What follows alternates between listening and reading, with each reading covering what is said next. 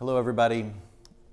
To conclude this series of episodes on the primary emotions of joy, anger, and fear and sadness, we're going to conclude with the sadness response. A very important, just like the other responses, very important, very natural, normal, and healthy response to what's going on in life, either around us, in our minds, both. Sadness is a very natural, normal, and healthy response to life, just like the other three. Sadness is also the basis for what we call depression, clinical depression, just like fear. The fear response is the basis for clinical anxiety disorders.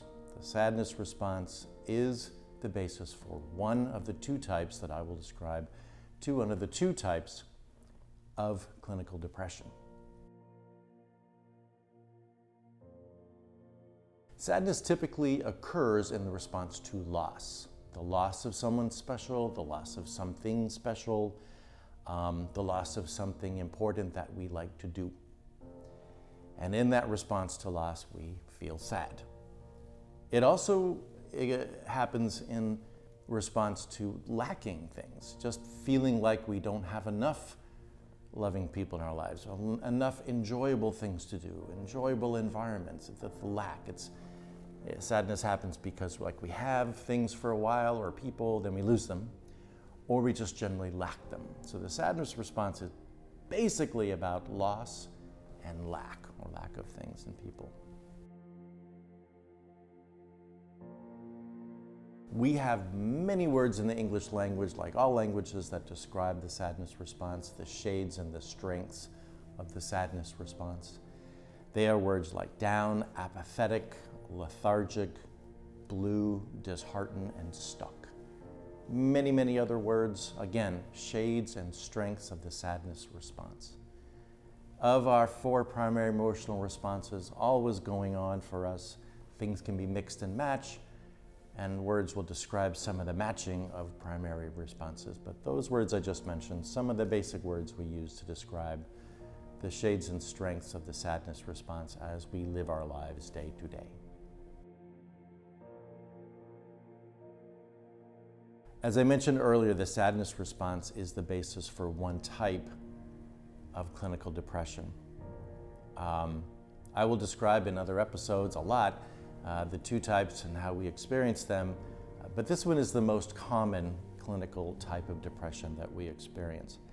Basically, that happens when we feel the sadness response and we feel it more continuously, like literally not just once in a while, which is normal, healthy living, but like daily. We feel pretty much all day, maybe not all day, but pretty much all day and every day, the sadness response. And basically, again, it's the response, the natural, normal, healthy response to lacking things. Typically, we don't call grieving major depression because it's losing someone and grieving. That is not a clinical disorder.